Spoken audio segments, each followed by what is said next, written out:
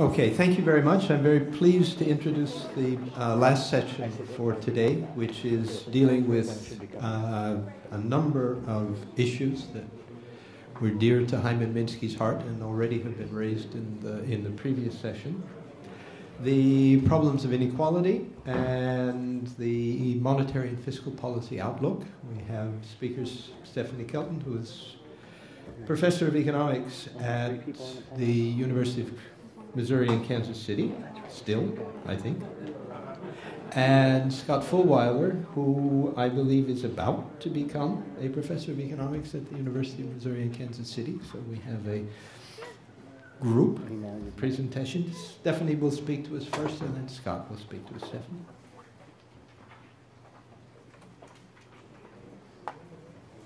Thank you very much. It is super nice to come back always to the Levy Institute, where I spent, I guess, about a year and a half in the late 90s here as a research scholar. Unfortunately, Hyman Minsky had already passed away when I arrived, but I remember that my office was directly across from his, and I always got a really special sensation just knowing that I'd been sitting across the hall from the office that he occupied. In the adjacent office was Wynne Godley, and so a great deal of influence was placed on me during that year and a half or so that I was here, just learning more about Minsky's work and then learning directly from Wynne Godley. So very, very happy to be back every time I come. So I spent last year and part of this year working in Washington, D.C. as the chief economist on the U.S. Senate Budget Committee. I was working for the staff. I was hired by Senator Sanders, who is ranking member on the Budget Committee. And so I did take a leave of absence from the university and get out of the ivory tower, so to speak, and into the trenches, and got a pretty up-close view of the so-called sausage-making process that we call the federal government budget. So what I'm going to do is just share some observations about the time that I spent there and then contextualize them a little bit with what I've learned over the years in studying the work of Hyman Minsky and in studying alongside Wynne Godley over the course of doing my doctoral dissertation as well.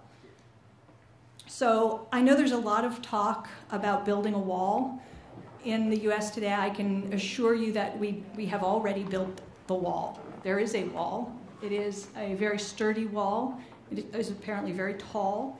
It is nearly insurmountable. And it is the barrier to entry for doing almost anything sensible in Washington, D.C.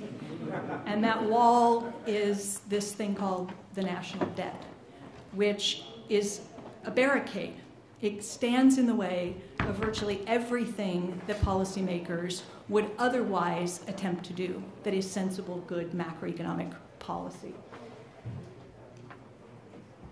The gatekeepers to this wall, really, in Washington, D.C., the institutional apparatus that underpins that wall is the Congressional Budget Office. One does not do anything without a permission slip from the CBO, right? The CBO twice annually with a budget forecast. The most recent update to that forecast comes out every year in March, so we have the adjustments to the March baseline. And this is the agency that is meant to assure that the federal government is behaving in a fiscally responsible way, scoring legislation, giving you a green light or a red light, depending upon the way in which the proposed spending or tax changes will impact federal budget deficits and debt over the course of some period of years, right? A short-term and a long-range forecast.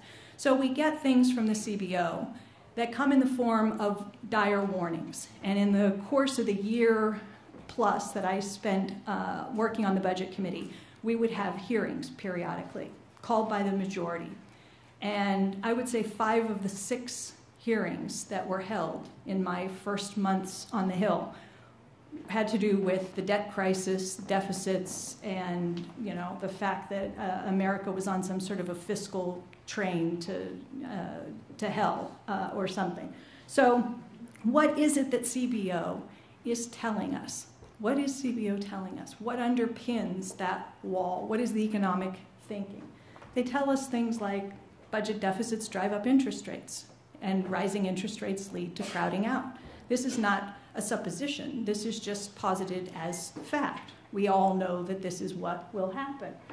Federal borrowing is not a source of net saving to the non-government sector, but rather a use of savings. And so we use up savings, which therefore means we get less investment, less growth, lower productivity, and so forth going forward, leaving the federal government with less fiscal space to act in the future. Higher deficits today mean you don't have the breathing room to act in times of downturns going forward. And of course, the probability of fiscal crisis increases over time as a consequence of governments running perpetual budget deficits. Okay, so these are the gatekeepers. This is well entrenched in Washington, D.C. Nobody questions it. Everyone accepts it as fact. Okay? So I know people say nobody in Washington can agree on anything. I disagree. Oh, what happened to my video? It didn't play. Why didn't it play? Is there something I should click back here? Yeah, click the center of that image and see if you get a play button. No. Well, this is a terrific little video, and I'm going to play it. And you're going to recognize many of the voices. Unfortunately, you're not going to see the faces behind the voices, but that's okay. It's important enough that I want to play it.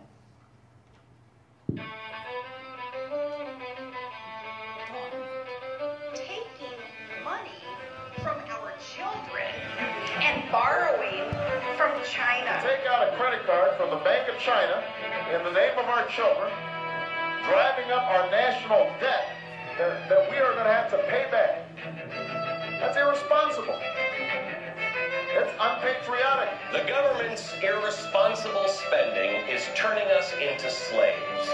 You might well literally lock us into chains, at least our children.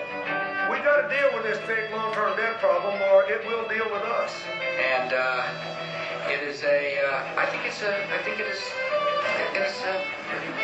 I'm asking you, join us to stop this fiscal train wreck. Join us to protect our children from an inferior standard of living, from a crushing burden of debt and taxes. Okay, I don't believe in any of the tax cuts. I didn't want the tax cuts were. I didn't even want them for the middle class. Okay, because you know why? Because it puts a $400 billion hole in the budget and we just can't afford it. And as we discuss deficit reduction, which is clearly a major issue. For decades, we have piled deficit upon deficit, mortgaging our future and our children's future. And the deficit thing is real, and the debt thing is real. We are really in trouble, and it's something. Is there a need for comprehensive deficit reduction? The answer is not only yes, but hell yes. This is debt that hangs over our head, a government that spends more money than it takes in. That's not sustainable. You know, you cannot cut taxes or increase spending unless you can pay for it. The math of federal spending does not add up. And we are spending money we do not have. A debt burden that's crushing us. To me, this is more of a moral issue. You can't steal from your kids and grandkids. Deficit. We think the deficit and the national debt are at a moral level. National debt is America's biggest problem. You recognize most of the voices there. Right? Many of the people who either still are or were at one time running for president were featured in that series of video clips. Everybody's there. Everybody agrees. And if you closed your eyes, which you did, and you didn't recognize the voices, you wouldn't know whether you were listening to a Democrat or a Republican. Indistinguishable on this issue, right? And what's to blame? What ultimately do we point the finger at when we talk about this looming fiscal crisis, the debt and the deficit? What does CBO tell us? It's entitlements. It's entitlements. Hey, this is from the March baseline. This is the most recent update to the federal government budget from CBO. And what do they say? Say, well, the baseline shows deficits rising in particular because of Social Security, Medicare, and interest payments on the debt. If you add up the cumulative deficits that we're forecasting over the course of the next 10 years, it's nearly $10 trillion, $9.3 trillion. This is outrageous. This is unsustainable. This is a huge problem. So the battle that I observed sitting there in hearing after hearing with the Budget Committee, were the two sides of the aisle all perfectly happy to accept the premise, which is that we have a fiscal crisis on our hands. The question is, what do we do about it? One side of the aisle says, well, it's obviously a revenue problem. You got to raise taxes. The other side of the aisle says, no, it's not a revenue problem, it's a spending problem. And the chairman of the Budget Committee, Chairman Enzi, Mike Enzi from Wyoming, would like to say, or remind folks very often, that he's an accountant. And for him, by definition, a deficit means that you have overspent. It is evidence of overspending. For most economists, evidence of overspending is what?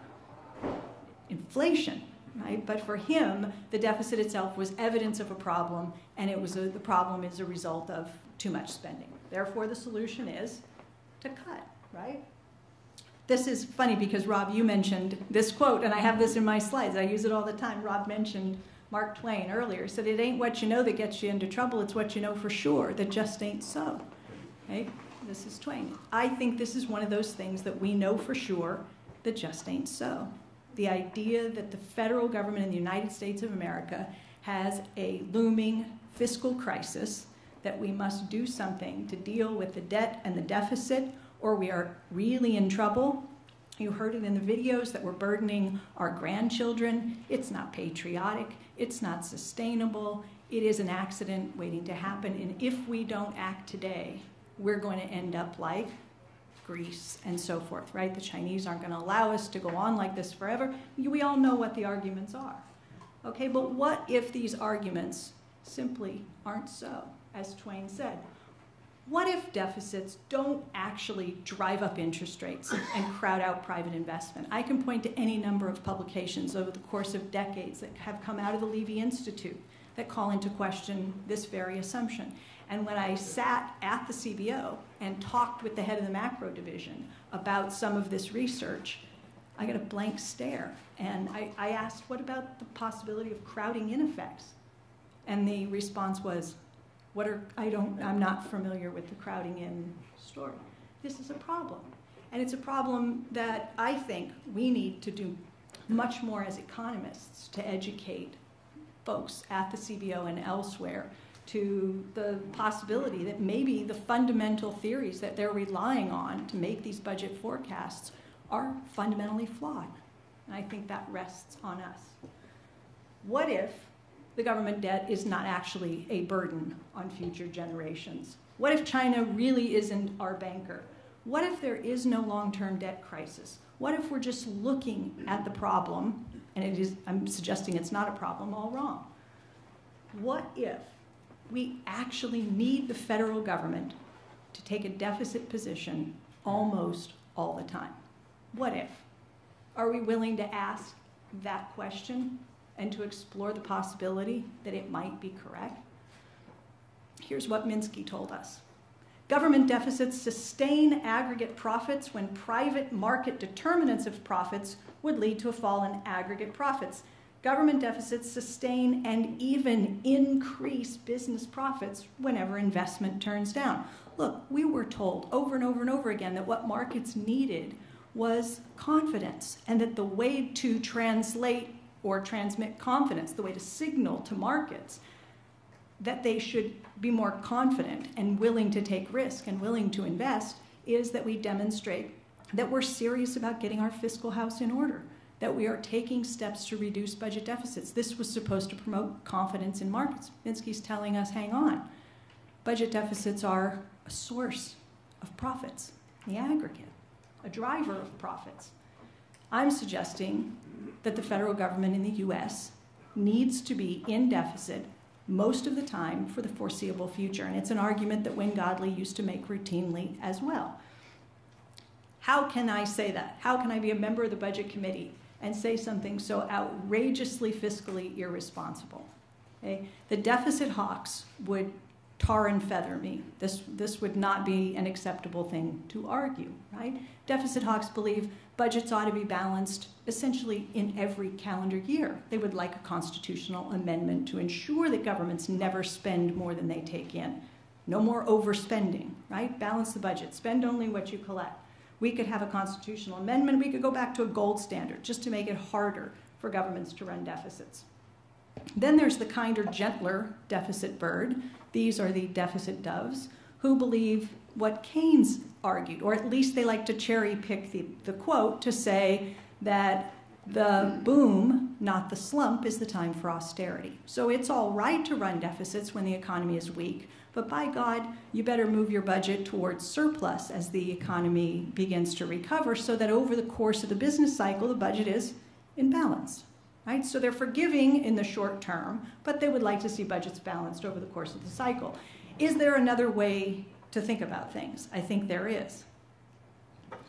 If we remember just some basic accounting, and this is what, again, Wynne Godley was so good at, Wynne would remind us that if the government is taking the deficit position, say spending $100 billion into the economy and taxing only $90 billion back out, that the $10 billion went somewhere. The $10 billion goes somewhere. And where does it go? It goes into the non-government part of the economy, where it is perceived not as a deficit, but as a surplus in the non-government part of the economy. Okay, so we are just fundamentally missing some basic accounting here when we talk only about one side of the ledger, the government side of the ledger, right? The deficit is 1.1 trillion. Okay, well, you might as well say the non-government surplus is 1.1 trillion. Two sides of the same coin. This is something nearly everyone is missing, but not everyone. And this was one of Wynne's most important contributions, and it's something that's routinely invoked by people like Jan Hatzius at Goldman Sachs. In fact, Hatzius has referred to this graph that Wynne used all the time as, and I'm quoting Hatzius, the most important chart in the world. Most important chart in the world. I always do these talks in front of large finance audiences, and when I say that, every head goes up. Nobody isn't listening when I say Hatzius says, most important chart in the world. What does it show? It shows the relationship between the financial balance in the public and in the domestic private sector. And you can see down in the bottom half that as the government deficit gets bigger, that is, government deficits go like this, private sector surpluses go in the opposite direction. Now this is not a perfect mirror image because in this graph I don't have the external sector. This is just the US government and non-government part of the domestic economy, but it's darn close. And I think it makes it makes it clear what's happening here. Those massive government deficits that got everybody wringing their hands in the wake of the financial crisis and the Great Recession produced those massive private sector surpluses that allowed the private sector to deleverage, repair balance sheets, and so forth, the kind of stuff that Minsky talked about. But we're obsessed with reducing deficits. And so when the economy turned down and when deficits exploded and when the hand-wringing began, the president established what? The Deficit Reduction Commission. Get me some smart people, right? Form a commission and make it bipartisan. Figure out a plan to get us away from these large deficits, right? Come up with something. Simpson Bowles and others come up with something. What was the plan? To cut $4.1 trillion over the next 10 years through a combination of tax increases and spending cuts. You know this stuff, right?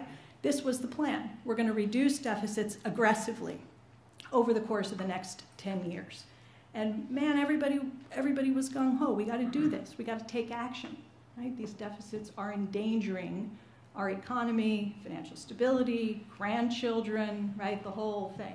So this is what CBO produced. This was a graph that said, all right, here's what's going to happen. If you guys can't come up with a deal, then a whole bunch of spending cuts and tax increases, well, the Bush tax cuts expiring and so forth, all this stuff's going to happen automatically. We called it the fiscal cliff, right? Come up with a deal or we're going over the cliff. Going over the cliff meant that we were going to follow that blue path in this graph. We were going to see the federal government's budget move sharply into a smaller deficit over a very short period of time. Deficit was going to contract very quickly, right? People said, I don't know, that's too much contraction too quickly. It risks a double-dip recession and all that. What if we do some of the stuff but not all the stuff? We'll let some of the Bush tax cuts expire but not all of them. We'll make some spending cuts but not as aggressively as you're proposing. We could still reduce deficits, but we could do it in a safer way. And that meant following that sort of orange path there. What Simpson Bowles wanted to do was sort of the green line, a path toward deficit reduction that would, by the end of the 10th year, bring the government's deficit as a share of GDP down to less than 2%, right? In fact, very close to 1%. And the Center on Budget and Policy Priorities said, why don't you just set it at 2.5% and forget about it? You know, like turn the dial, just set it at 2.5 and leave it there. So you had all these different proposals people were talking about. But nobody was talking about whether any of this made any economic sense. It was just taken for granted that this was the right thing to do. But the perspective here matters. So if we look at this question again, here's the choice. Reduce government deficits, which were perceived to be on an unsustainable path. This is the historical data. This is what actually happened. And all of this was what was projected to happen. If you go over the fiscal cliff, blue line. If you do something more modest, orange line. Okay, which path do we want? Do we want to reduce deficits very sharply so we get them back down around 2% of GDP really fast, or do we want a more gradual approach? Look, change your perspective. Ask the same question now. Now the graph doesn't show the path of projected government deficits, but instead the path of projected non-government surpluses. So the question becomes, how rapidly would you like to reduce the non-government surplus? You want to do it really quickly and follow the blue line, just bring surpluses down very sharply? Would you like to reduce the surpluses in the non-government sector more slowly, more gradual approach? Or would you like to rethink this exercise altogether because you think it's madness that the policy objective is to reduce non-government surpluses? Okay. This is simply an accounting fact. It is not an economic theory to say that the government's deficit is equal always and everywhere to the penny to the non-government's surplus. It's an accounting identity, right? In other words, their red ink is our black ink. And setting out to reduce budget deficits by 4.1 trillion over the next 10 years is the same as saying my goal is to reduce the non-government surplus by 4.1 trillion over the next 10 years. One might sound reasonable and the other sounds like madness, but it's the same thing said two different ways. Again, who understands this?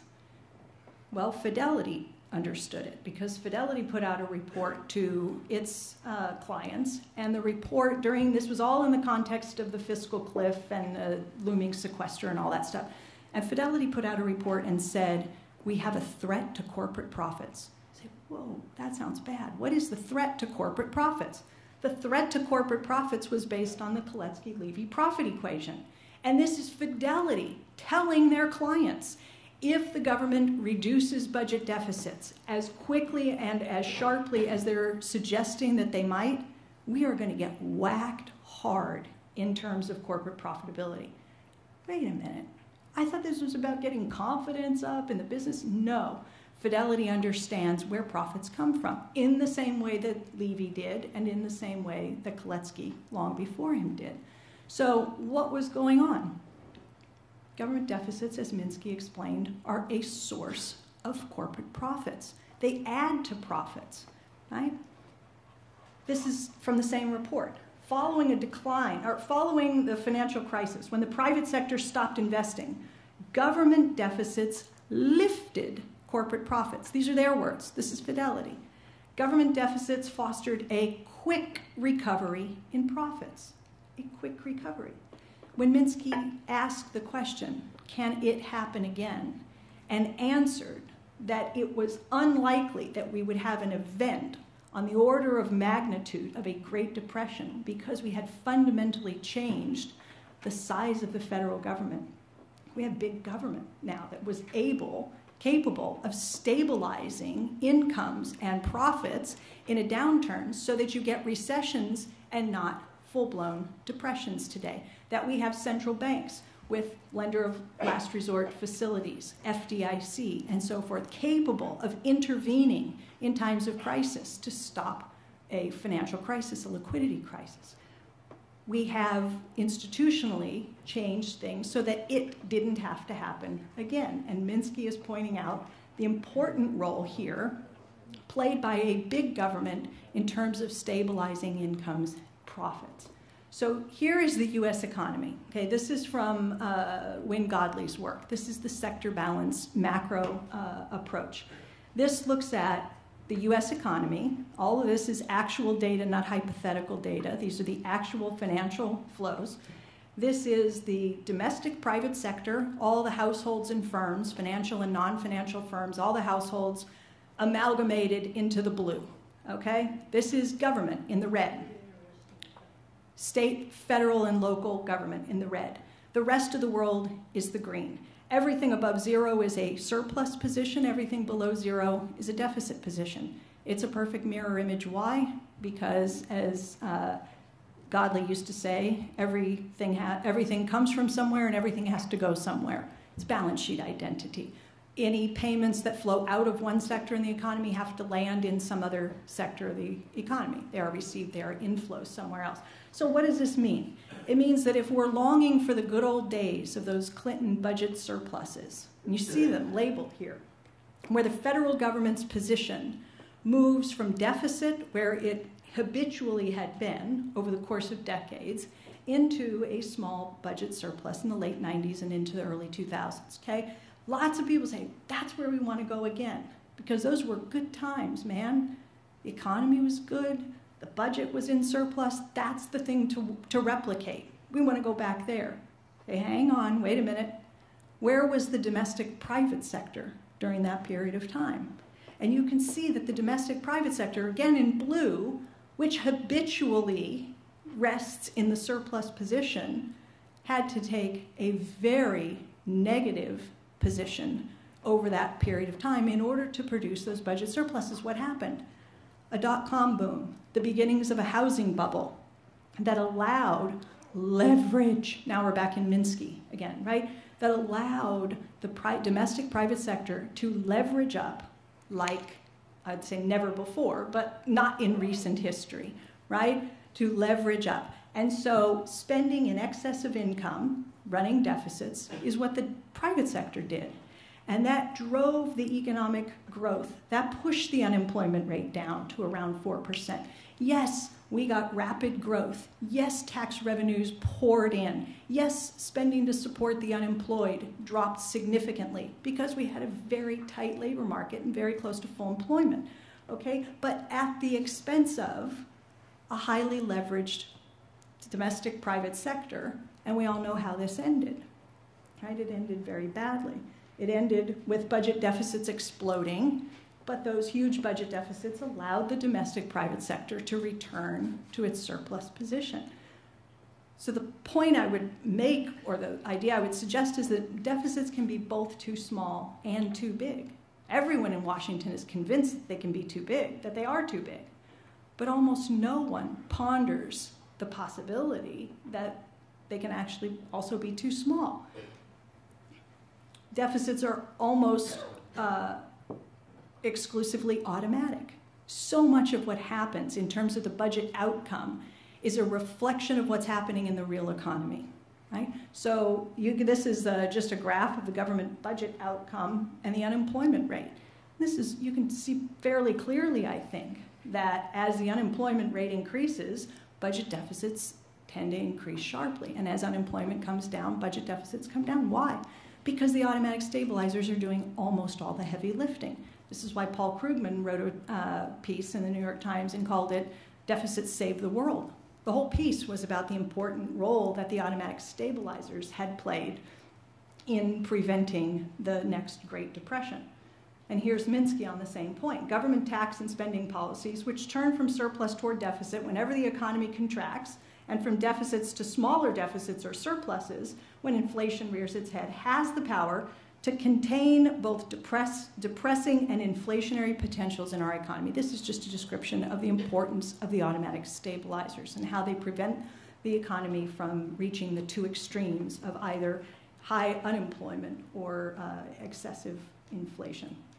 So what feels right to policymakers all over Washington is actually, I would argue, the wrong policy reaction. It's like getting behind the wheel of your car and you hit a slick spot or an icy spot in the road, and the car begins to veer off to the left. The impulse, what we're all, I guess, hardwired to do, is to turn the wheel to the left.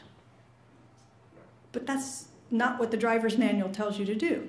You're supposed to, I'm sorry, I did it backwards, didn't I? The impulse is to turn the wheel in the opposite direction. The car's moving off to the left. I'm skidding this way. I need to get back on the road. Your impulse is to sharply turn to the right. But the manual tells you that's not the way to regain balance. The way to regain control of the vehicle is to turn into the skid, which means you have to actually go with the correction. Same is true, I would argue, with respect to government budgets. When you see the deficit beginning to increase, the impulse is to fight against it, to start to cut spending, to try to raise taxes, to find the revenue, to reduce the size of the budget deficit. But that only, as I think Europe has helped us to see more and more clearly, and quite frankly has helped some people in Congress as well, I think, to see the mistakes that have been made in terms of trying to force the budget into balance rather than allowing the movements in the real economy to move the budget where it needs to go to help regain balance in the real economy. So another quote from Minsky. This is Minsky calling really for a new policy paradigm, and this was in the mid-1990s. The task before today's economists and public officials is to meet the challenges of the present without forgetting the valuable lessons of the past. The neoclassical economists and the developers of our current political agenda are incapable of leading America into a new period of sustained prosperity.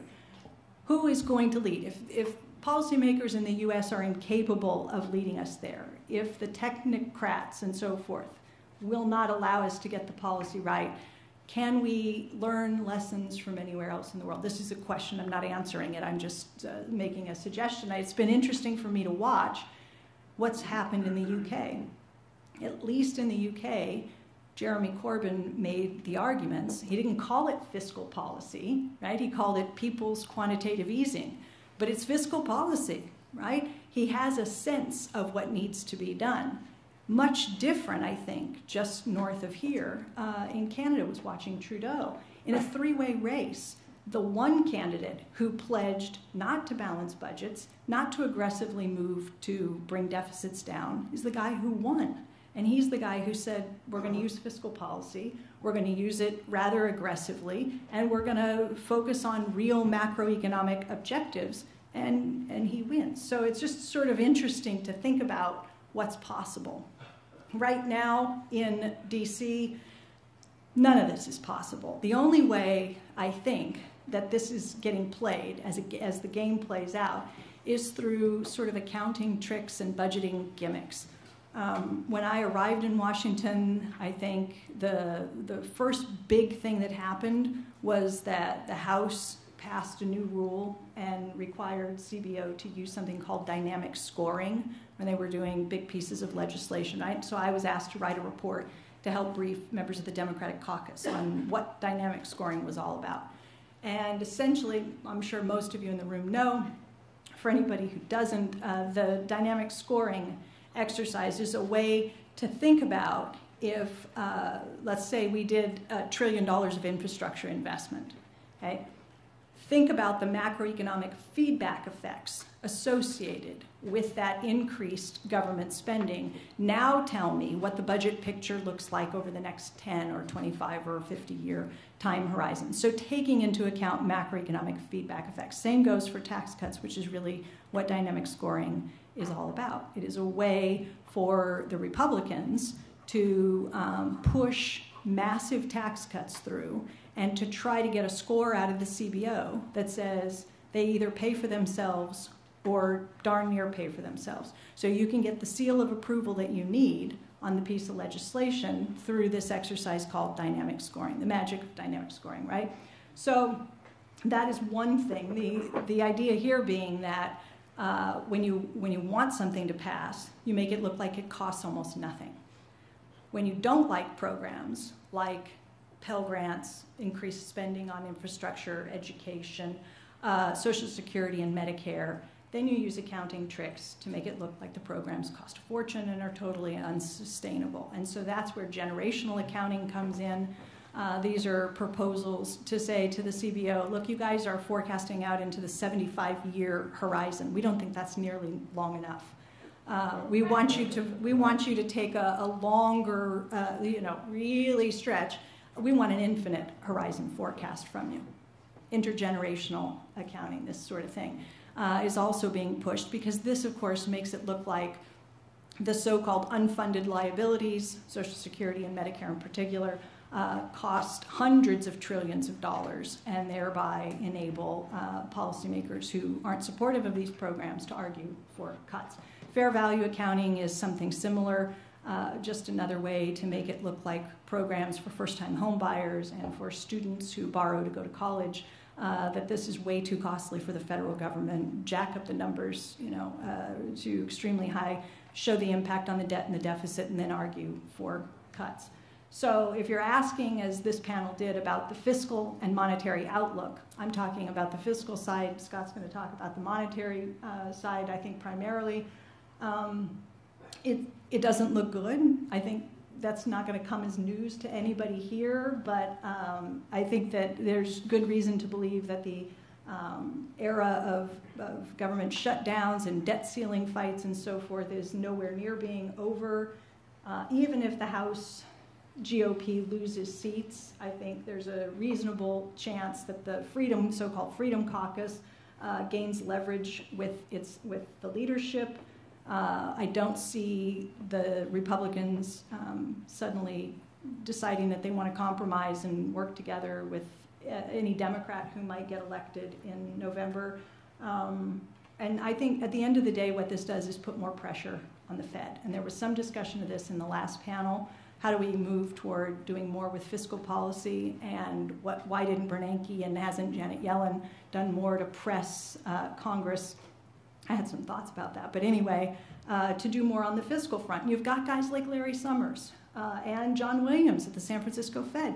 They're saying pretty plainly that we got to get to fiscal policy, that we're not going to be able to rely on monetary policy to pull us out of the doldrums, secular stagnation and all of that sort of stuff, that if we're going to do better than just muddle along, it's going to take more aggressive, more ambitious fiscal policy, and it's pretty difficult to see from this perspective, from my perspective, where that's going to come from. So on the last slide here, I like this very much because this is an optimistic note of a sort from High, and he says, what we need to do is recapture our can-do spirit and to eliminate from the seats of power those of little faith and little vision.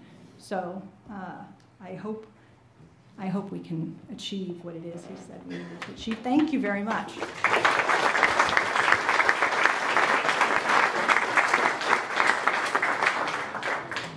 Okay, Scott, now you get the hard part.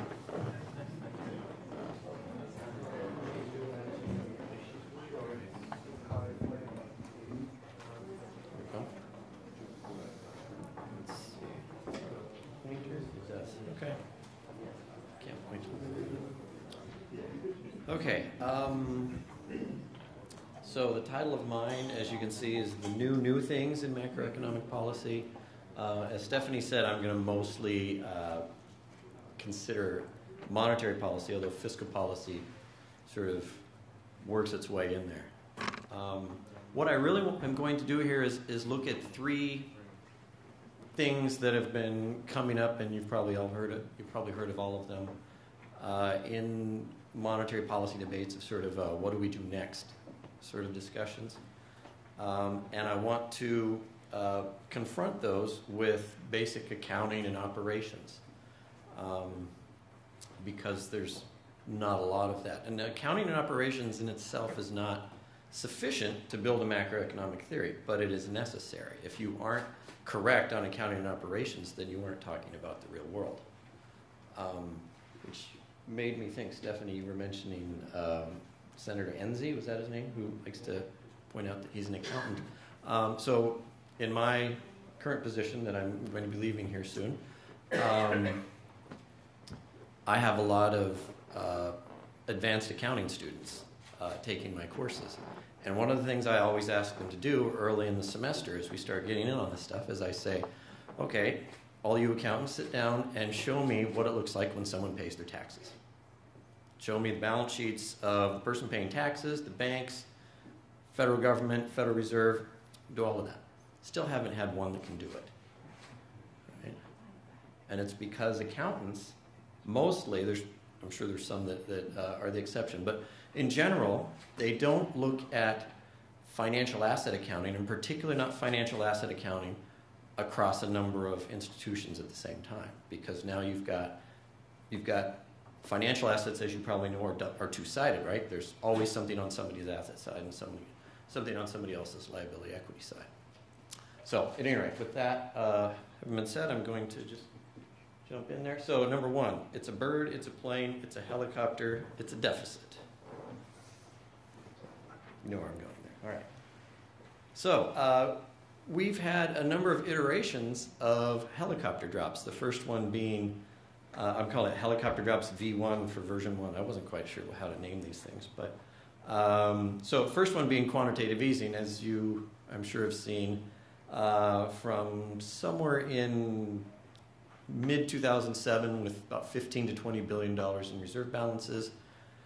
We had 4 actual iterations of quantitative easing. First one was credit easing, quantitative easing 1, quantitative easing 2, quantitative easing 3, very creative names. We ended up somewhere around $2.8 trillion, $3 trillion in reserve balances. And of course, the inflation, hyperinflation that you would have expected from a traditional economics textbook didn't happen, right? So, well, why didn't that happen? Well, those of us that come from a perspective often called the endogenous money perspective or the monetary circuit, we were projecting right off the bat that this wouldn't work. And in fact, we projected it back in 2001 when Japan started it.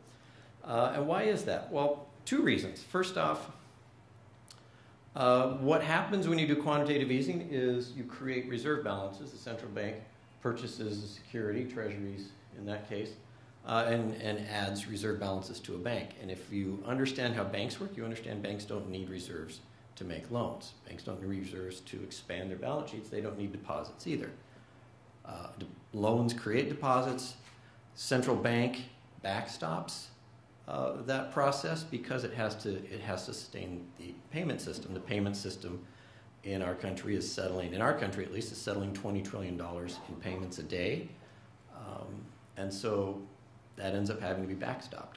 Once you backstop it through setting an interest rate target, then that means you allow the quantity of reserves to float. Okay? And you can't not do that unless you want to allow the payment system to be threatened. Okay, and also on the dealer side there, you've got an asset swap, right? And that's not anything that's going to create any additional spending power in the economy. If you understand how dealers work, you understand that, in fact, a dealer probably prefers a treasury to deposits, right? That dealers don't use deposits to finance their activities. They use treasuries, actually, to finance their balance sheet in repo markets, which are also backstopped by central banks because central banks do open market operations in repo markets. Okay. So, and this is something I presented last year, so I'm going to be very quick on it, but it's some background that we're going to need here in a second. There's the mainstream of the field has not come to grips with what I just explained to you there. Okay, so, but they had to come to grips with the fact that they created $2.8 trillion in reserves and it didn't create inflation. Okay, so these are the 2 explanations that they have. The first one is that, well, the Fed paid interest on reserves. And that's why. Banks didn't lend out the reserves is because they were earning 0.25% on them. The other view is sort of the Paul Krugman view, which is that essentially interest rates are at 0, and so a bill or a short-term investments are earning the same as money. So as you put a bunch of money out there, it's the same thing as putting a bunch of bills out there. And so you haven't actually put a bunch of money out there. So those are the 2 views that you're seeing. Krugman calls that a liquidity trap. It has nothing to do with Keynes's liquidity trap. And Krugman's been very clear that he doesn't care what Keynes originally said on that matter. At any rate, so those are the two views. The problem is it's internally inconsistent because those are the only two things you can do with quantitative easing, right? Just think of any market and shift the supply curve way past the demand curve. And what just happened? The price fell to zero, right? Which is view B. Unless you set a price support above zero. Then the price goes down to the price support, which is view A. There's no other options, right? So within the neoclassical paradigm, quantitative easing cannot be inflationary because there's only two ways to do quantitative easing. Let the interest rate fall to zero or let the interest rate fall to interest on reserves. So within their own paradigm, this can't be inflationary. Okay. So the next thing we've seen is helicopter drops version 2, which started being talked about a year or so ago and is still ongoing. I guess 2 years ago. Anyway, called coordination. So coordination works like this. And I'm just going to go with current consistency with the current law. Some of our friends here know that some of us don't like to talk about Treasury needing to finance itself, but under current law, the Treasury needs to have reserve balances before it can spend. So we'll just go along with it so we're not controversial here. So step 1, Treasury issues T-bills. Okay, so as you can see there, the T-bill's in orange and sells the T-bill to a dealer, et cetera, et cetera. Okay, step 2, government incurs a deficit. So one thing to notice there that's really significant is exactly what Stephanie has been talking about. Notice what happened to the net worth of the government. It went down with the deficit spending. It didn't go down issuing the Treasury. The Treasury just created liability. It went down when they spent. Okay, but the net worth went over to the recipient of the spending. Okay. Now, of course, if the federal government had purchased, say, an airplane or something like that, then you wouldn't have.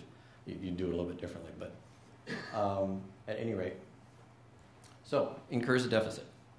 Step 3, Treasury and the central bank coordinate. The central bank goes out and buys the reserves, basically quantitative easing in the presence of a deficit.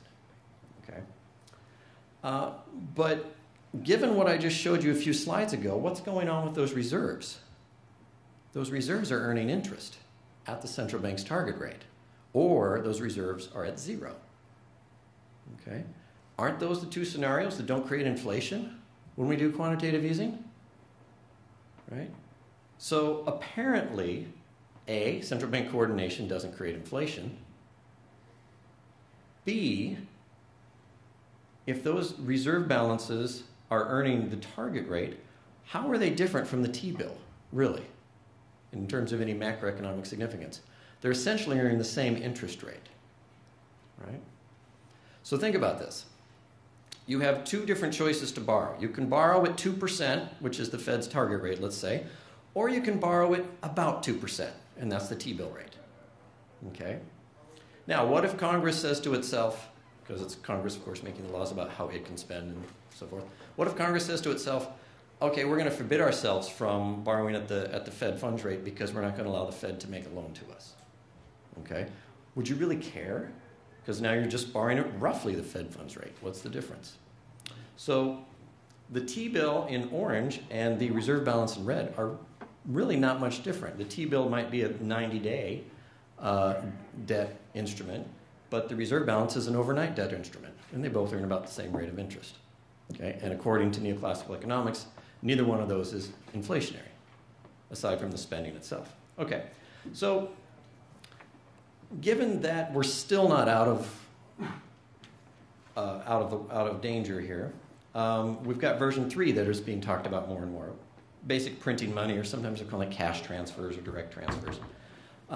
Neither one of these are legal under current law. But the first one would be for, again, the federal government to basically receive an overdraft at the Treasury and then to just spend. Okay? The second one would be for the central bank to be the one that just spends. Okay? Central bank's not allowed to do that because it's not allowed. It has particular things it's allowed to purchase and particular actions it's allowed to do. Notice its equity goes down in that particular one. Whereas on the previous one, it's the government's equity that goes down. So whoever's doing the spending, and they're both, you know, agents of the government. But also, from what we showed earlier, both of those would have to be earning interest on reserves at the Fed's target rate. Okay. So again, that can't be any more inflationary, meaning the action of financing it financing it with money can't be any more inflationary than QE. The spending itself can be inflationary. That spending recipient has money and net worth now. But the method of financing doesn't matter. Okay, so where am I going with this? Well, let's just change two words. Let's change quantitative easing to printing money. Because those are the two things that you can do to finance printing money. Right? Those are the two things that can happen when you finance printing money. One of them is to pay interest at the target rate on reserves. The other one is to have interest rates at zero. The spending itself can be inflationary, but the method of financing cannot be any more inflationary than issuing T-bills in the first place. Okay. All right, so basic point, plain vanilla deficits already are helicopter drops. And yet, as Stephanie's been telling us, we think that they endanger the federal government's ability to repay its debt, et cetera, et cetera, et cetera. But in fact, there's really no difference from it running a traditional deficit and, quote, printing money to run a deficit. So if there's no difference, then why would it be dangerous to issue debt? So, okay. So, number two, from ZERP to NERP. So, I'm not going to go into the details of some of the arguments against NERP, negative interest rate policy. There's some technical details of arguments against it. I want to go more into the arguments in favor of it. So there's three different views. That it's a penalty on banks hoarding excess reserves, and so they'll start lending those reserves, and that'll stimulate the economy. It's a penalty on hoarders of excess money balances, sort of the Milton Friedman excess money balance effect. And then encourage borrowing, obviously lower interest rates. Okay, so the first one, penalty on banks. That one's a little weird because if you think about it, individual banks altogether, the reserve balances equal the aggregate reserve balances on the Fed's balance sheet. And if you know anything about double entry accounting, like Mike Enzi probably does, I suppose, you know that in the aggregate you can't change reserve balances unless something else on the Fed's balance sheet changes. So banks themselves actually can't change the aggregate quantity. They can shift the quantity around between themselves, but they can't change the aggregate quantity. So it's kind of weird to put a penalty on banks for holding too much excess reserves when you, the Fed, is the one that decided there'd be too much excess reserves. So, okay. At any rate, it sort of misses the point that loans create deposits in the first place. But okay. Secondly, on the excess balance effect, since it's sort of the Friedmanian, is that how I would say that? Friedmanian view, we have to do MBPY. So first I'm going to start with QE. So QE attempted to increase money, right? And that was supposed to lead to more PY. Of course, what happened is, again, if you understand endogenous money and so forth, you understand that that increase of money is not going to create any sort of multiplier effect on the economy because it's the money supply is created endogenously at the initiative of creditworthy borrowers, and banks don't have reserve constraints on meeting that. Okay, and that's exactly what happened. The velocity fell. So NERP attempts to do the opposite. It attempts to go at velocity. Now you have a lot of money and you're not spending it, so we're going to cut the interest rate. We're going to basically make it give it a negative return. And so now you'll have to go spend it unless you want it to be devalued while it's sitting in your pocket. So I don't have too much trouble arguing that the effect will probably be more that the money supply would fall instead of, excuse me, necessarily getting more PY. And the reason for that is there's two mistakes being made here. The first one is that if you have money, you'll spend it. Necessarily, okay. That's not true. The QE tried to put a bunch of money out there. That doesn't necessarily create spending. Okay, there's all kinds of people out there that have money and are saving it, right? The second one is you need money in order to spend. Okay, well, that's not true either. Pretty much this entire conference, my guess is, was carried out by spending on credit that didn't require any money to exist before the spending occurred. Okay, and so it wouldn't be difficult, say, if you were concerned about the value of your deposits falling, to simply use your credit card, and at the end of the month, when you get your credit card bill, or even before that, as soon as you get your paycheck, pay off your entire credit card bill to avoid that penalty. Oh, yeah. Well, we're not being provocative at all up here, are we? Just the two of us. Okay. Anyway, so the third one, lower interest rates stimulate spending. Well, of course, that can happen for sure, right? And that's exactly, what the hoped for effect is. Of course, it also reduces interest for savers, so you've got that to counterbalance it. But that one can certainly work. But going beyond what I was just talking about, let's look at the effects of both of these. So reduced hoarding and increased borrowing. What both of those are doing is trying to increase spending out of existing income. And both of those necessarily reduce saving. Okay, that shouldn't be controversial. But all monetary policy does this, right? There's basically, what does monetary policy do? They try and increase money, and they try and cut interest rates to get us to spend. So they necessarily are trying to get us to spend more out of our existing income. Okay, well, another measure we can look at is a basic measure of leverage, which is just your assets over your net worth, and that's a measure of debt, even though debt doesn't show up there, because if you think about it, if your assets rise but your net worth doesn't, then your debt has risen, right? Your liabilities have risen. Okay, so reducing hoarding. Well, if you reduce your hoarding, you're reducing your assets and your net worth because you're spending on toothpaste and stuff, or going to Disney World. And so that reduces your assets and your net worth, but proportionally your net worth has declined by more. So it's reduced, so it's raised your leverage. Increased borrowing, well, that one's pretty obvious. If you borrow more money, that's increasing your leverage too. So does it make a ton of sense, particularly given what's happened the last 7 or 8 years, to base your need to have an significant economic recovery on the household sector in particular increasing its leverage? It doesn't mean you would never do it, but it would seem that you would be a bit concerned about the state of the economy. Okay, and so this is just historically the household sector leverage ratio. And as you can see, leverage has been reduced, largely, government deficits and so forth. But you can see it's fallen simply to about the level it was at the end of the 1990s.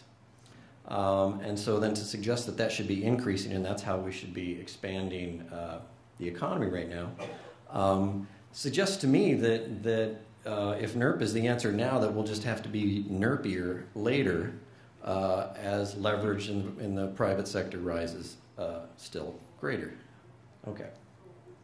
So, well, as Stephanie was saying, I got a different way of saying the same thing. The government deficit, of course, raises both assets and net worth, as I've been showing in the previous slides. And it raises net worth proportionally by more than assets because it raises them both the same amount.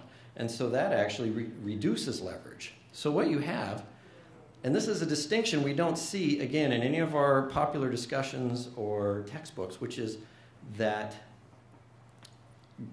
fiscal policy and monetary policy are always shown to be two different ways that we can increase aggregate demand. Right? But what we miss is that the way monetary policy increases aggregate demand is on the backs of more leverage in the private sector, spending more out of existing income. The way fiscal policy increases aggregate demand is by increasing income, increasing spending out of increased income. Okay, those are fundamentally different. It doesn't mean you'd never do monetary policy, but it means that you should be thinking about the financial positions of the private sector before you start to just blanket say monetary policy is the only game in town, as the new consensus model does. Okay, number 3, last one. Meet the new boss, same as the old boss. So we're getting fooled again. Okay. One person got that. Okay, or it just wasn't funny. So this is from James Bullard, St. Louis Fed president, at his speech last year at this conference. And this isn't a critique of him per se, as much as I knew where this quote was, and it sort of is a nice representation of the view out there. So as he says, and he's actually backed off his last paragraph there since then. But anyway, Taylor-type rules have been out of fashion. While policy rates at zero, they're kind of useless. But now that we're talking about normalization, it's interesting to look at policy prescriptions of Taylor-type policy rules. A particular rule that's been around policy circles for the last decade or more suggests that we should have already lifted off. I said that a year ago. Like I said, he's backed off of that one a bit as he's being appropriately data dependent. Anyway, that concept normalization is just mind-blowing to me. What was normal about pre-2008, right? What did the Taylor rule do so brilliantly before 2008 that we should be normalizing back to the Taylor rule? Anyway, it's sort of mind-boggling to me. Where is, those of you that know what a Taylor rule is, it basically says that the central bank should adjust the interest rate based on what it thinks the natural rate of interest is, and then adjust for deviations from GDP from the potential and inflation rate from the inflation target. What's amazing is there is no private sector debt in that equation. There's no government debt in that equation. I heard a lot of wonderful things on this the previous panel about financial instability and so forth.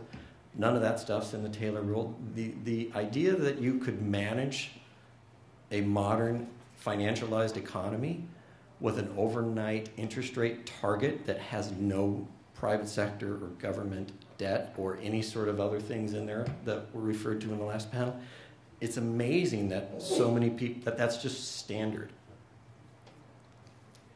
Okay, so again, talking about the Taylor rule, there's use that to adjust the interest rate. Obviously, an interest rate affects the amount of private debt, borrowing, and it affects debt service. And it also affects, those will affect the financial position of the private sector in the economy.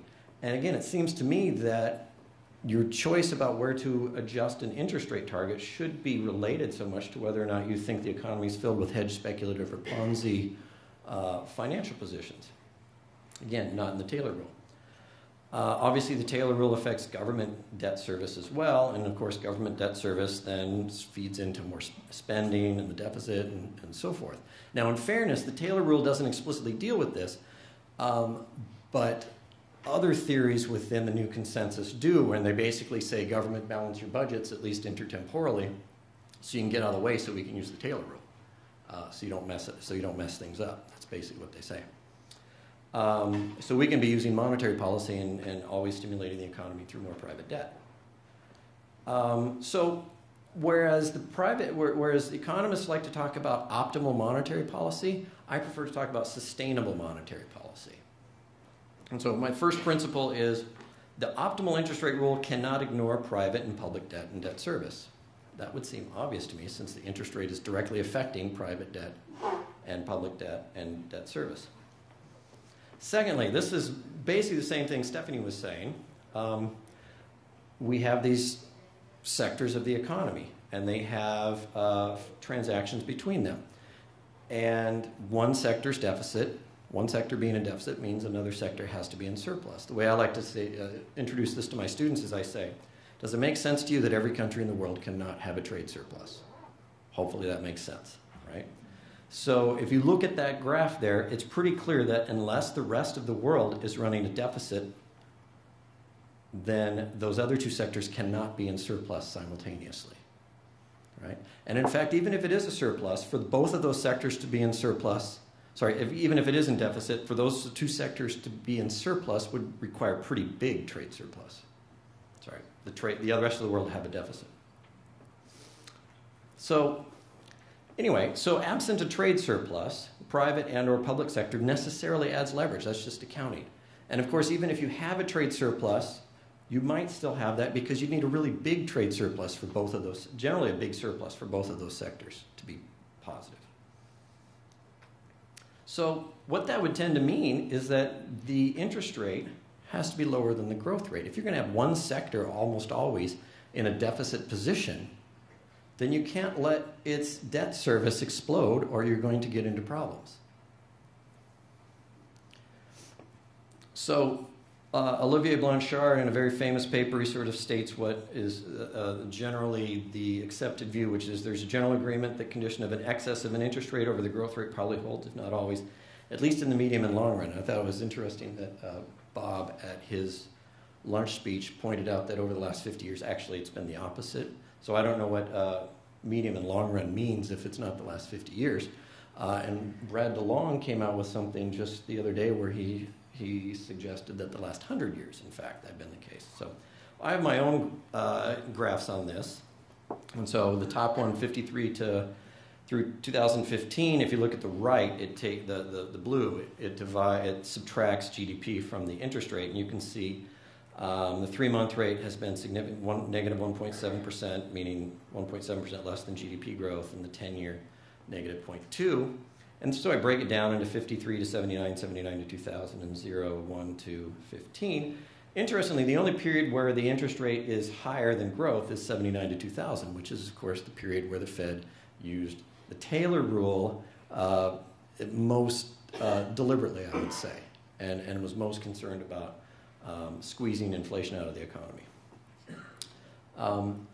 Point there is to suggest that the interest rates on the national debt generally follow monetary policy, not the size of the deficits and things like that. So this graph, this one basically graphs what you saw on the last slide. Those horizontal bars are the averages over those periods, and you can see a significant change in 79 and 2000. So what's really normalization? Normalization is probably having the interest rate below GDP growth rather than necessarily moving back to a Taylor rule. And this one shows you interest outlays, federal government interest outlays as a percent of GDP have followed that pattern of monetary policy. They haven't followed the pattern of the deficits themselves. And as Bob told you earlier today, that if you have, if you're looking at entitlements and you cut that interest rate on the national debt to below growth, all of CBO's projections look fine then.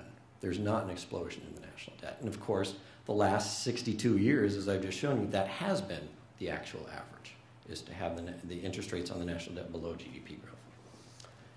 Okay, and then also, since I was talking about private sector debt, it's pretty clear to me that household financial obligations follow, if not precisely, they are significantly affected by, again, monetary policy there. So again, it seems strange to me to have a monetary policy rule to try and stabilize the economy that has no private sector debt or public sector debt in it, or debt service. Okay, so conclusions. The new things in macroeconomic policy. Is there any there? New, there. It's late, okay. Or do we need the new things like a fish needs a bicycle? I thought that was okay.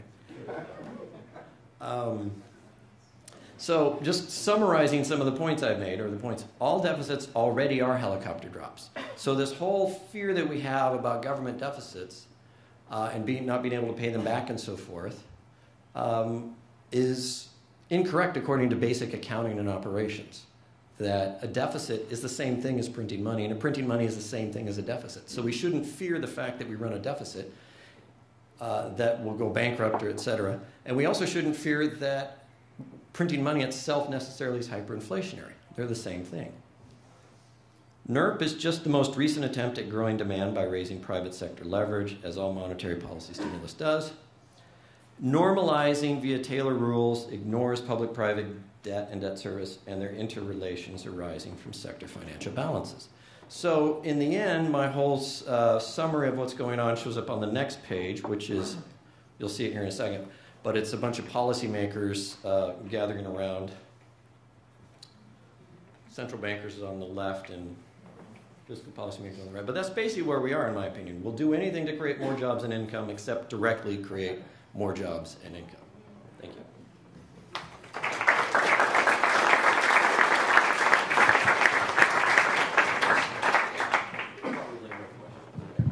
Oh, there are obviously going to be questions. No, I'm going to start out with two questions, one for each one of you. Stephanie, first of all, you mentioned this difference between the way economists interpret the impact of the deficit either on interest rates or excess spending and inflation. Could you elaborate a little bit more on what you think the appropriate policy for designing the size of the surplus or deficit should be if the way we do it now is not appropriate? You want? Yeah. Okay. So is this on? Am I? Yes.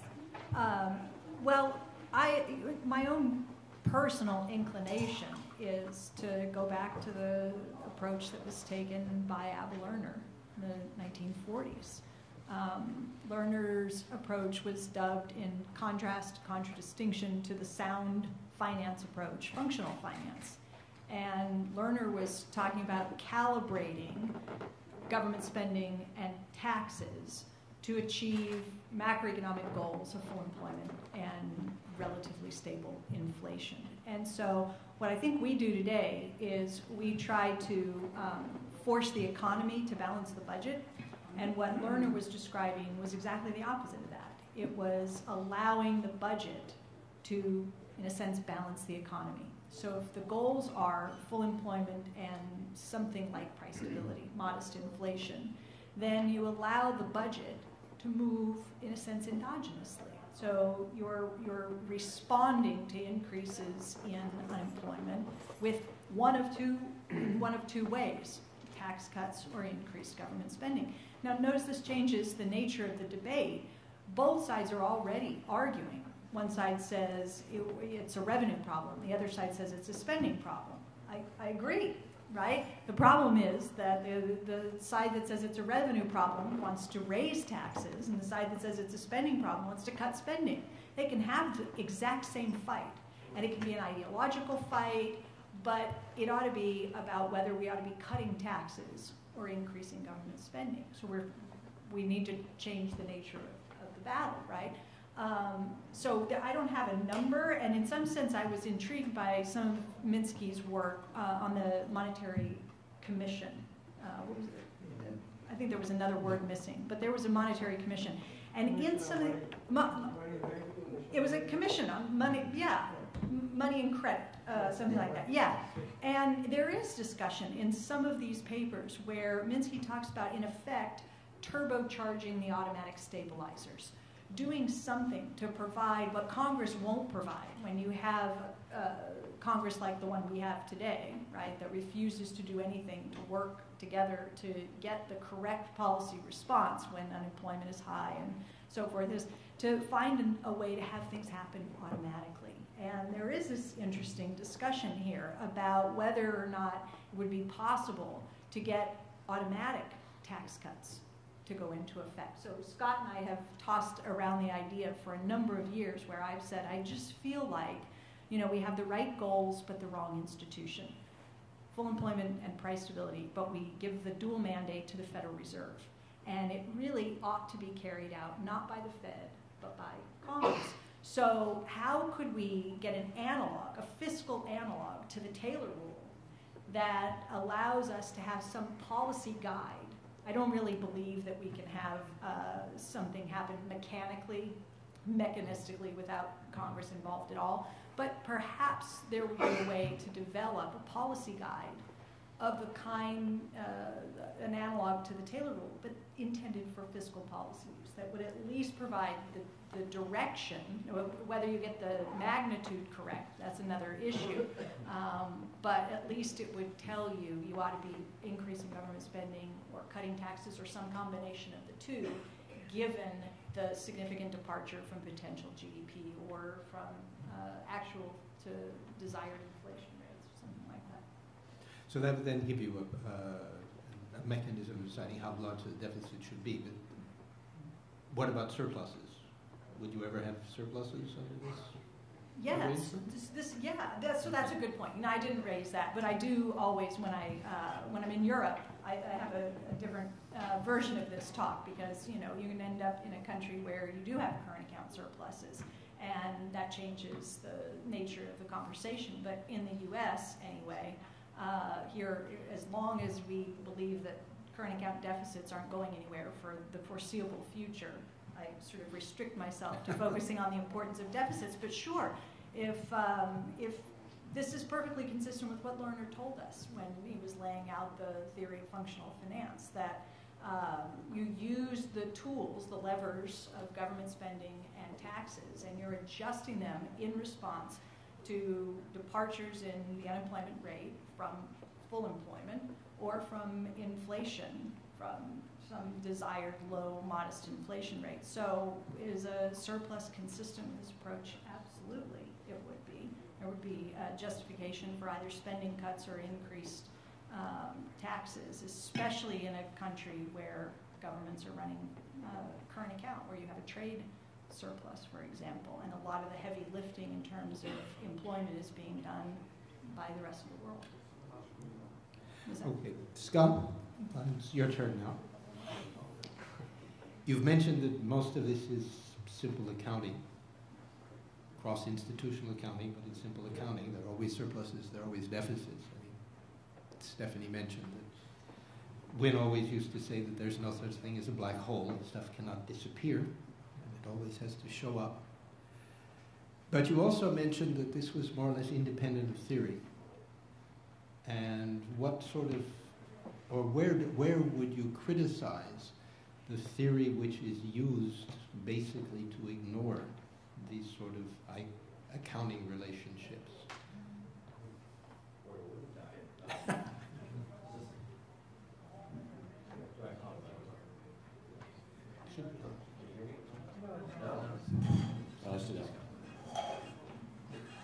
All right. Yeah, so where wouldn't I criticize? If you believe that you can, let's see, if you believe that there is financial crowding out when the government runs a deficit, then you're failing accounting 101. I mean, so we'll start there. If you believe that a bank uses reserves to create a loan, then you're failing accounting 101. So, I guess I'll start there. Did you have a follow-up? Where I was shooting more for the Taylor rule. Basically, underlying the Taylor rule, we have this one variable, around which everything else turns, and that turns out to be rather ephemeral. Right, and I've always thought this, but the panel before ours, well, actually, a lot of the panelists earlier today touched on, at least implicitly, on how complex the financial system is. And the notion that just even ignoring the accounting, the notion that you can manage that entire thing with an overnight interest rate is amazingly oversimplistic to me.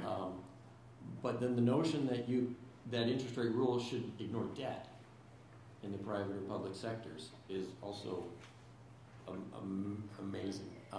Particularly when you understand, as Stephanie was talking about, that at least the private sector or the public sector will be in a net dissaving position as long as you don't have a trade surplus. One of them will be in that position, unless all three of them are balanced somehow, which I don't think that's ever happened anywhere. But okay. Questions from the floor? Oh gosh, I wasn't expecting questions. I'm kind of thinking across the bridge of the last two sessions. In the last session, we talked about big banks, complexity, interconnectedness, the inability to shut them down potentially because of that daunting prospect.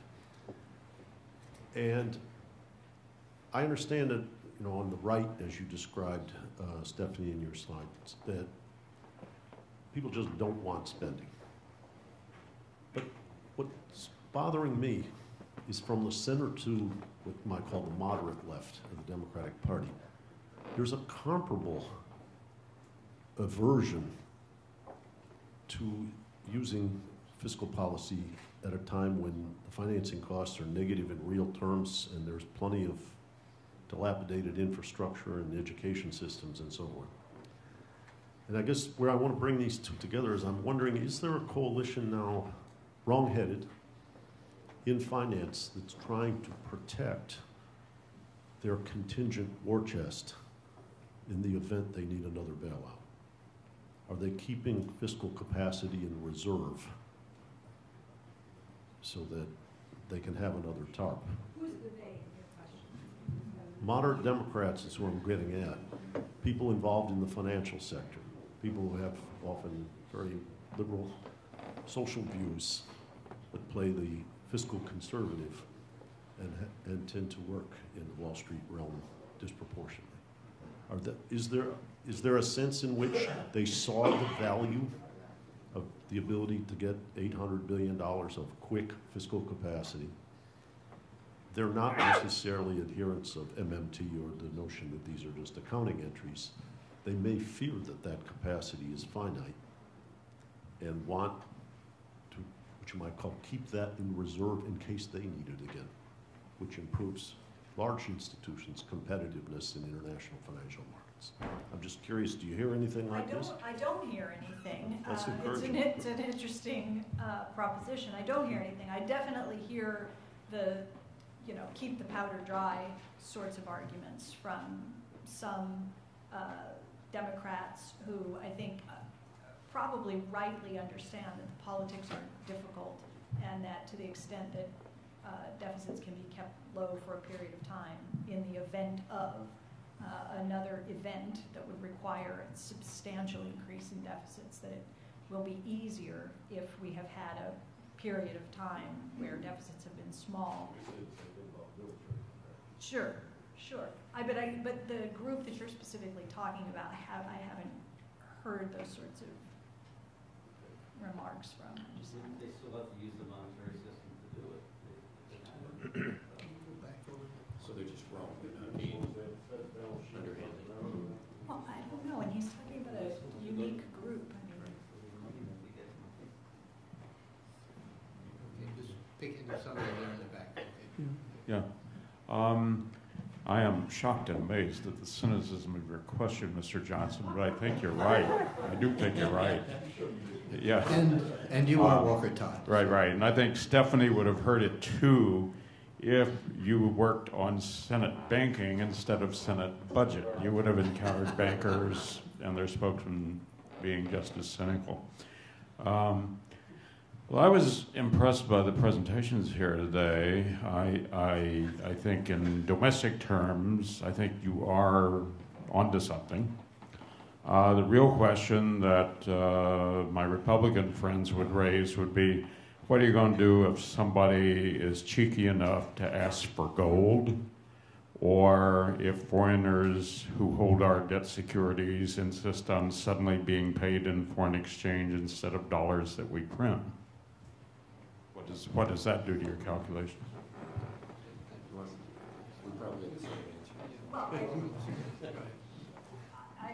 Well, your treasuries are payable only in U.S. dollars, so you can certainly choose not to accept the payment, but you can't demand gold or other But things. it happened in the late 70s, for example. When? We had to issue the so-called Carter bonds, promising repayment in foreign exchange. After 73? 79. No, Well, look, I don't know. Had to. Had to is probably not right. Yeah, had to. We were not forced to We were not forced. That's the point, right? That this is Yeah, a, no, I So get what? your point. I mean, bankers were saying to keep, essentially people were arguing at the time to keep the value of the dollar where it is, we have to agree to what the Germans are demanding and send them foreign exchange. But I do think you're right that if the Washington crowd would have the political spine to refuse the demands for foreign exchange, they might then counter the risk is that some of this will blow back on you by reducing foreign trade. trading partners might not want to deal with us anymore, stuff like that. Yeah, but Walker, wasn't it to keep the value of the dollar where the Germans wanted it to be rather than... Germans, Swiss, and others. Basically, international capital markets tend to flee to what are perceived as safer havens, Switzerland, Germany, or whoever at those times. And they, in turn, would tell Paul Volcker in that instance that we won't refinance you at the current interest rate, at the current exchange rate. So you got to, if you want to keep things more or less stable, promise to pay us back in Deutsche Marks or in Swiss francs or whatever. Can I yeah. So I have two things really quick. First off, Treasuries settle on FedWire. So they only exist on FedWire. So you can't settle them with something other than dollars, first off. Secondly, I always find that one, and I know you're just sort of throwing out the argument that other people say, so this isn't directed at you, but I always find that argument really interesting because what is it that the U.S. has accused, say, China of doing for so long, which is being a currency manipulator and keeping their currency weak against ours? What would happen if they did exactly what you just suggested? The dollar would fall against the I never pronounce the one, I always pronounce it wrong, UN. Anyway, so it would be exactly what we've wanted to have happen for the last 10 to 15 years.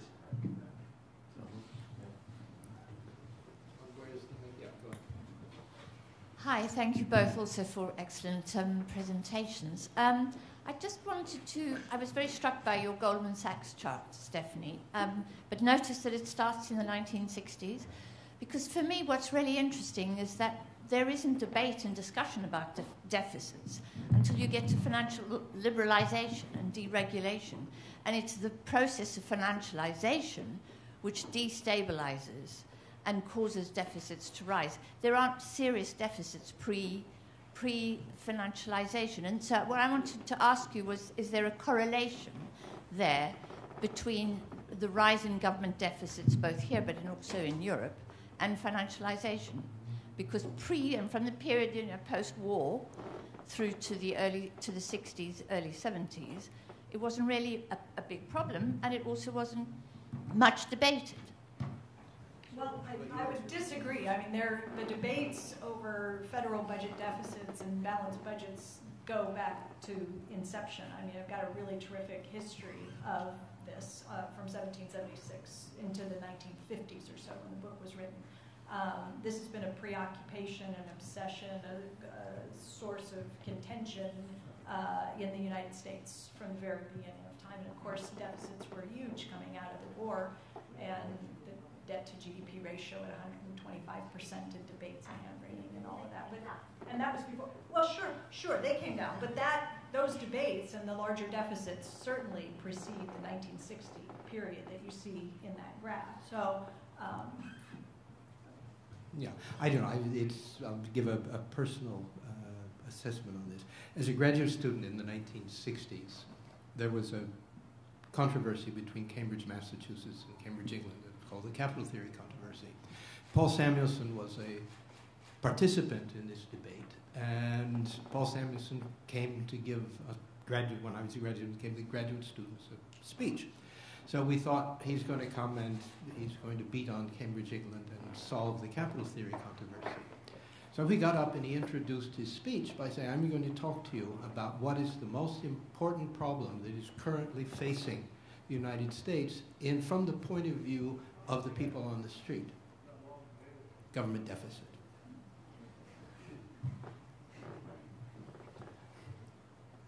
Keep going, Tom. Or, yeah, Mara, why don't you, give a bunch of money. Give it a chance. Thank you. Is this work? Is it? Okay. Well, you were talking about the... it's like Ricardian equivalence. It works only if you believe it. And this is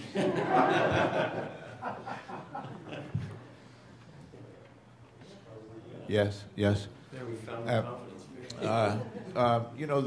The automatic mechanism like that you guys were talking about, be able to do that would require change in the law. Okay, and earlier we were talking about which mechanism?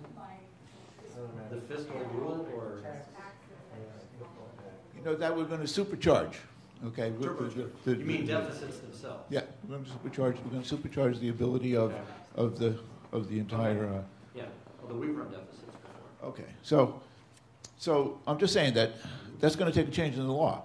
And earlier when we were talking about that the Democrats want to cut Democrats want to cut spending, or Democrats want to cut taxes, raise taxes, and the other ones want to cut spending. So it becomes really a matter of how to finance the deficit, really more than the deficit, okay, right? Because we're trying to balance it, okay? And my question is, well, why aren't we printing money? Didn't learners say, when we're going to do this, we're going to print money then? We're going to print money? So why aren't we looking at the print money option? Because it would take change in the law to do it, but it would satisfy both of those guys.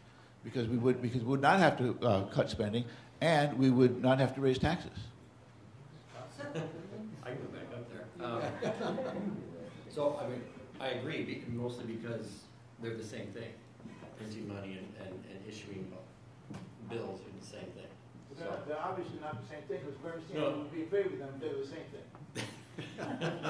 What Lerner actually explained, this is interesting, it's an interesting comment, and what Lerner actually explained is that he wasn't proposing that the government change the way that it finances its deficits. He was explaining the way in which government deficits are already financed. And what Lerner explained is that government deficits are already financed with new money creation. So look, when Congress gets together and says, let's do $1 trillion of infrastructure investment over the next 5 years, and I have a piece of legislation, who's with me, right? I got 100 senators here, and I'm one. Say, who's with me? And enough hands go up, right? We've authorized the spending. Now, the checks will go out. We have just decided that we're going to spend $1 trillion over the course of the next 5 years. It's authorized. Congress will begin spending. The checks will go out. Scott can explain why the checks won't bounce, okay? But the spending itself leads to the creation of new money. Taxes will reflux. The government will end up collecting tax revenue over the course of that period of time. Let's make it a year, right? Over the course of the fiscal year, the spending will take place, tax revenue will come in, and it isn't until the end of the year that the government even knows whether it's run a deficit or not. So I spent 100, I collected 90, I guess I ran a deficit. The current law says that when I engage in deficit spending, I'm required to borrow, right? I have to sell treasuries. So now I've spent 100 in, I've taxed 90 out, the rest of the economy has 10, and now I'm required to borrow. So I say, who wants to buy treasuries? And enough people out there say, we'll take them. I get the 10, I give you the treasury, and it's done. But it's all ex post, and the spending itself was financed by new money creation. It's the fact that there's all of this coordination between the spending, the taxing, the bond sales that creates the illusion that what's happening is that the bonds and the tax revenues are coming in and actually paying for the new spending, when what Lerner explained is it's not at all what's happening. And taxes are reclaiming a portion of what was previously spent. The bond sales are doing the same, and bond sales are more about interest rate maintenance than financing of any government spending, which is taking place ex post. So all of these people that want PQE and fancy ways to finance government spending are just missing the point that this is already the way things work. Right? Yeah. Hello. Am I on? Okay. We've been talking a lot about how the Federal Reserve has been essentially pulling the heavy weight of trying to get our economy going through their monetary policy. But when we look at fiscal policy, and maybe I'm wrong, but fiscal policy would be government spending, which could result in the deficit, which means that they spent more money. So in the period from 2002 to 2008, we had an average overspending or fiscal policy of about $300 million a year. Then, billion, excuse me. Then in 2009, we went to 1.4 trillion, and then we stayed up above $1 trillion for 4 years. And I think that came out to about 5 trillion under the first 4 years of the current president. And the last 4 years are going to be about 2 trillion of fiscal policy, of excess spending, based on the budget deficits. If you add them up, isn't that excess spending? Or it's a deficit. It's fiscal policy. I'm just we wondering. We wouldn't label it excess spending. Or yeah. Well, and you wouldn't know. Well, it's anyway. So what's it's okay. We'll call it deficit spending. Yeah. Sure. What would be the ideal amount, since we spent 5 trillion in the first 4 years, and we now spent 2 more trillion in the last 4 years, and we only got like a very low GDP rate? Did we not get our money's worth out of the fiscal spending, or where does it go? Or is it all on the Fed's balance sheet? So yeah, those are several different things. Well, let me just hit one of those points. Let's recall how big the Obama stimulus was. 800 billion over 3 years, and so you just used the number 5 trillion. I think it's more like 6, but what's a trillion between friends, right? Anyway, no, but my point being, I can't do that math in my head right now, but anyway, about 15% of that was actually an attempt to stimulate the economy. The other 85% was what we call automatic stabilizers. Fewer people working, paying less taxes, increased unemployment benefits, et cetera, et cetera.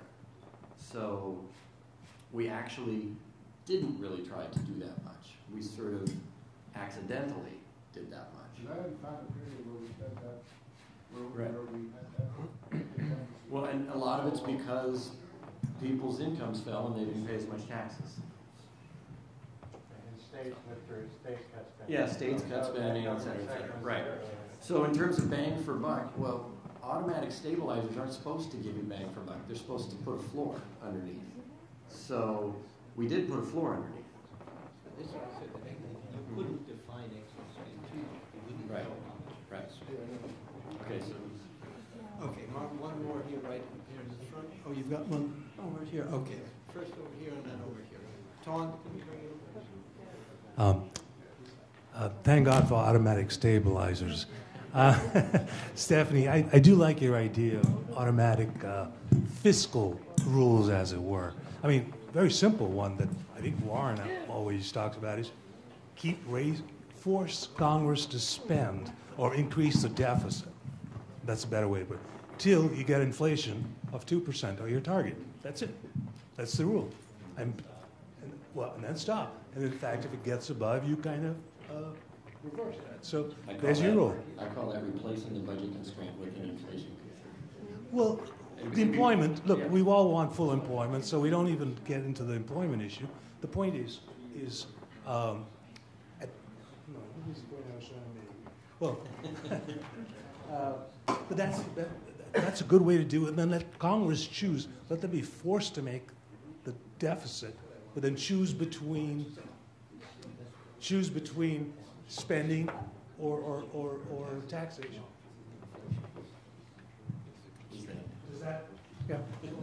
Yeah, I mean, well, there's another piece to it, which is, what I'm sure if Minsky were here, he would not allow us to get through a discussion like this without bringing in a job guarantee program, right? That would be one way to, in a sense, turbocharge the automatic stabilizers, is to get in place a program that ensures that anyone who's ready, willing, and able to work at some basic public sector wage has employment. It has a huge stabilizing properties for both, obviously, employment, which involuntary unemployment would definitionally go to zero, and also, as Scott and Pavlina and others have shown, inflationary benefits as well, right? Stabilizing, price stabilizing macro benefits. So that's a perfect segue into the question that I was going to ask, which is the second word in the title of this presentation hasn't really been discussed, namely inequality, and how this approach to public finance, whatever you want to call it, could address the issue of income inequality. You just touched on major theme of Minsky about the job guarantees. So that's one aspect of it. The previous panel also sort of suggested whether or not the current structure provided a stable credit system, and yet Minsky always had a critique that a lot of the money and banking system is just missing in supplying the basic intermediation and requirements of the economy. And I think we haven't really talked about that. The bottom 2/5 of the house income distribution that really lost assets in this last great recession wasn't so great for them.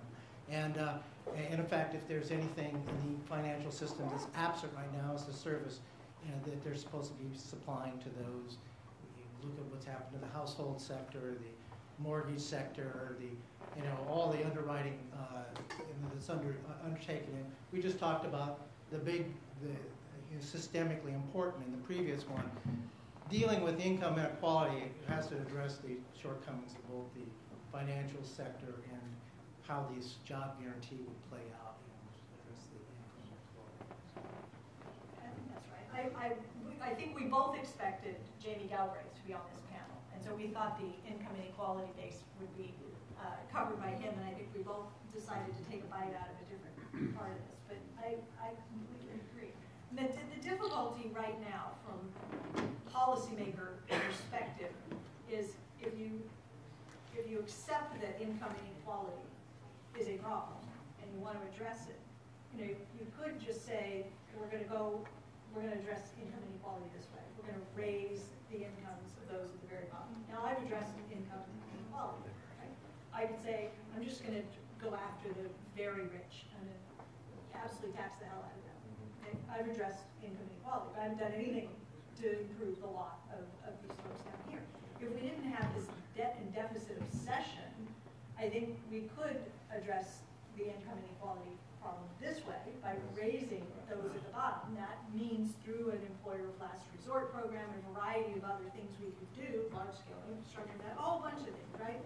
College education, the whole gamut, without even touching these folks at the top. The problem is we've got this idea that everything has to be paid for, and we want to kind of scratch two itches, which is I want to take a whack at the people at the very top, and I'm going to call that a vehicle for transferring income to those at the very bottom, so that I'm doing this, right? The problem is if you simultaneously believe that those at the very top are in control, have political power, and are able to successfully hold you at bay, but not allow you to get the higher tax cuts and so forth that you so-called need to get everybody else better off, well then nothing changes, right? You don't end up addressing anything. So. Okay, last question here. Is this working? No? Again, believe. It's on. Go ahead. Okay. I actually took money in banking from Minsky in 1962 at Berkeley, and I want to address an issue that Scott brought up, which is the statement that printing T-bills is the same as printing money, or open market operations that buy T-bills and print money. And prior to 2008,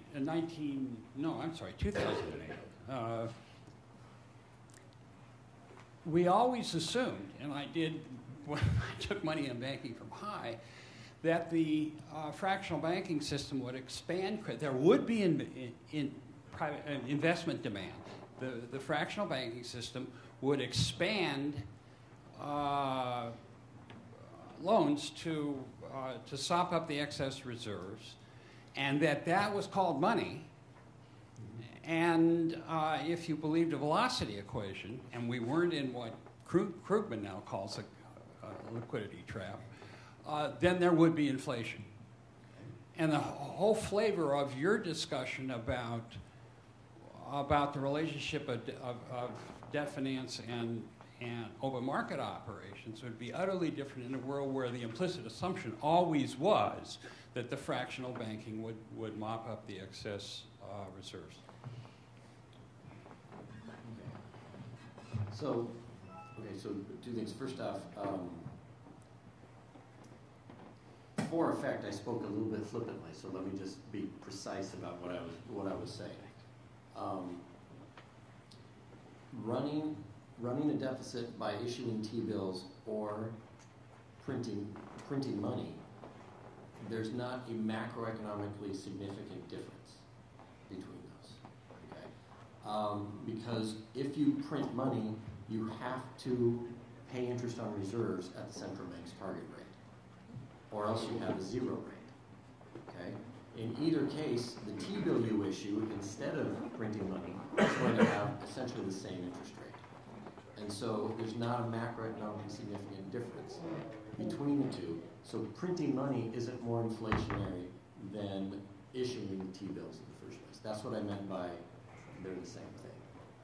So anyway, the second one, so it sounds like what you're saying is that Minsky taught the money multiplier in 1962, is that? Okay. Yeah, we always assume. Yeah, well, and of course it's still being taught.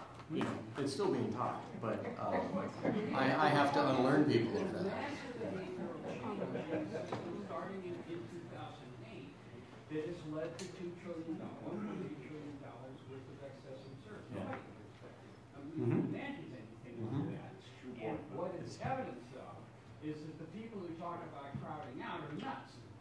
If there's that much, Well, but they're nuts even if there's 15 billion in reserves. Yeah, but I mean it's because they're just nuts. There's the money multiplier, plus the fact that the corporate sector is now spending more than their profits in buying back stock and issuing dividends. There's no funding crisis in the United States. Right. It's ridiculous. Right, and I don't know what. They still get away with it. Yeah, we do. Or crowding out. Yeah. Sorry. Right. No, you. Yeah, I agree. No, I think to be fair, we have to make a distinction. I certainly did talk about the mechanics of the credit multiplier, but when he told this story, the story was always to start with the loan officer. And the loan officer would then look at the pro forma and decide whether or not he was going to make the loan, and then he would send it off to the reserve desk and tell the reserve desk, you guys have got to go out and find the reserves to fund that loan. So it wasn't the process by which automatically the creation of reserves produced the loans. It was the loan officer was the active element in the story. Yeah. Right. Money creation requires investment demand to borrow the money. Precise. Yeah. Yeah, you can't just lend to somebody who doesn't come and ask you for a loan. It doesn't really work. Right. Well, this is what we're trying to do now, is take them off the street. Okay. Thank you very much to the panel. Thank you to all. And we have